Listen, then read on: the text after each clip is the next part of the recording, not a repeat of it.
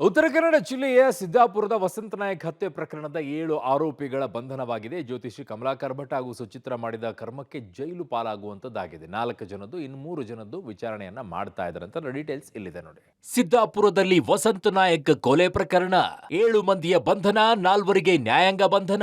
ಜ್ಯೋತಿಷಿ ಕಮಲಾಕರ್ ಭಟ್, ಸುಚಿತ್ರ ಜೈಲು ಪಾಲು. ಉತ್ತರ ಕನ್ನಡ ಜಿಲ್ಲೆಯ ಸಿದ್ದಾಪುರ ತಾಲೂಕಿನ ಅವರಗುಪ್ಪ ಗ್ರಾಮದಲ್ಲಿ ಕಳೆದೆರಡು ದಿನಗಳ ಹಿಂದೆ ವಸಂತ ನಾಯಕ ಎಂಬ ವ್ಯಕ್ತಿಯ ಹತ್ಯೆ ಮಾಡಲಾಗಿತ್ತು. ಪತಿ ಪತ್ನಿ ಕಲಹದಲ್ಲಿ ಗಲಾಟೆ ಬಿಡಿಸಲು ಬಂದವನಿಗೆ ಇರಿದು ಹತ್ಯೆ ಮಾಡಲಾಗಿತ್ತು.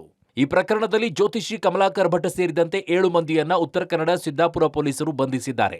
ಕಮಲಾಕರ್ ಭಟ್ ಕಚೇರಿಯಲ್ಲಿ ಕೆಲಸ ಮಾಡುತ್ತಿದ್ದ ಸಿದ್ದಾಪುರದ ಸುಚಿತ್ರ ಎಂಬುವರ ಮಗಳನ್ನ ಕರೆದುಕೊಂಡು ಹೋಗುವಾಗ ಗಲಾಟೆ ನಡೆದಿದೆ. ಈ ವೇಳೆ ಸುಚಿತ್ರ ಮಗಳನ್ನ ಎಳೆದೊಯ್ಯುವಾಗ ಗಂಡ ಮಹೇಶ್, ವಸಂತ್ ಹಾಗೂ ಪಕ್ಕದ ಮನೆಯ ಕುಮಾರ್ ತಡೆದಿದ್ದಕ್ಕೆ ಹಲ್ಲೆ ಮಾಡಿದ್ರು. ಜೊತೆಗೆ ಶಿವಮೊಗ್ಗದಿಂದ ಬಂದಿದ್ದ ಯುವಕರು ಚಾಕು ಇರಿದ ಕಾರಣಕ್ಕೆ ಸುಚಿತ್ರ ಭಾವ ವಸಂತ ನಾಯಕ್ ತೀವ್ರ ರಕ್ತಸ್ರಾವವಾಗಿ ಮೃತಪಟ್ಟರು. ಸುಚಿತ್ರ ಪತಿ ಮಹೇಶ್ ನಾಯಕ್ ಹಾಗೂ ಪಕ್ಕದ ಮನೆಯ ಕುಮಾರ್ ಗಾಯಗೊಂಡಿದ್ರು. ಇದೇ ಪ್ರಕರಣದಲ್ಲಿ ಶಿವಮೊಗ್ಗಕ್ಕೆ ಪರಾರಿಯಾಗುತ್ತಿದ್ದ ಜ್ಯೋತಿಷಿ ಕಮಲಾಕರ್ ಭಟ್, ಆರೋಪಿ ಸುಚಿತ್ರ ಸೇರಿ ಒಟ್ಟು 7 ಜನರನ್ನ ಸಿದ್ದಾಪುರ ಪೊಲೀಸರು ಬಂಧಿಸಿದ್ದಾರೆ. ಬಂಧಿತರಲ್ಲಿ ಮೊದಲನೇ ಆರೋಪಿಯಾಗಿರುವ ಸಿದ್ದಾಪುರದ ಸುಚಿತ್ರ, 2ನೇ ಆರೋಪಿಯಾಗಿರುವ ಸುಚಿತ್ರ ತಂದೆ ಲೋಕನಾಥ್, 3ನೇ ಆರೋಪಿಯಾಗಿರುವ ಕಮಲಾಕರ್ ಭಟ್, 4ನೇ ಆರೋಪಿ ಆಕಾಶ್ರನ್ನ ನ್ಯಾಯಾಂಗ ಬಂಧನಕ್ಕೆ ಕಳುಹಿಸಲಾಗಿದೆ. ಉಳಿದ ಆರೋಪಿಗಳಾದ 5ನೇ ಆರೋಪಿ ಶಿವಮೊಗ್ಗ ನಗರದ ಮೊಹಮ್ಮದ್, 6ನೇ ಆರೋಪಿ ಫೈಜಲ್, 7ನೇ ಆರೋಪಿ ಇರ್ಫಾನ್ ವಿರುದ್ಧ ಸಿದ್ದಾಪುರ ಠಾಣೆಯಲ್ಲಿ ಪ್ರಕರಣ ದಾಖಲಾಗಿದೆ. ನಿನ್ನೆ ಕೋರ್ಟ್ ಸೂಚನೆಯಂತೆ ಇಂದು ಮುಂಜಾನೆ ಆರೋಪಿಗಳಾದ ಕಮಲಾಕರ್ ಭಟ್, ಸುಚಿತ್ರ, ಲೋಕನಾಥ್, ಆಕಾಶ್ನನ್ನ ಕಾರವಾರದ ಜೈಲಿಗೆ ಕಳುಹಿಸಲಾಗಿದೆ.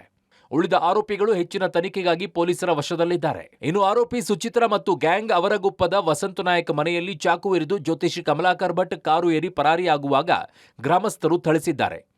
ಕಮಲಾಕರ್ ಭಟ್ ಕಾರನ್ನ ಪುಡಿ ಮಾಡಿದ್ದಾರೆ. ಈ ವಿಡಿಯೋ ಇದೀಗ ಬಹಿರಂಗವಾಗಿದೆ. ಜ್ಯೋತಿಷಿ ಕಮಲಾಕರ್ ಭಟ್ ಈ ಹತ್ಯೆಗೆ ಕುಮ್ಮಕ್ಕು ನೀಡಿದ ಆರೋಪವನ್ನ ಎದುರಿಸುತ್ತಿದ್ದು, ಸುಚಿತ್ರ ಜೊತೆಗೆ ಶಿವಮೊಗ್ಗದಿಂದ ಹುಡುಗರನ್ನ ತಮ್ಮ ಕಾರಿನಲ್ಲೇ ತಾವೇ ಸ್ವತಃ ಕರೆತಂದಿರುವುದು ಸಾಬೀತಾಗಿದೆ.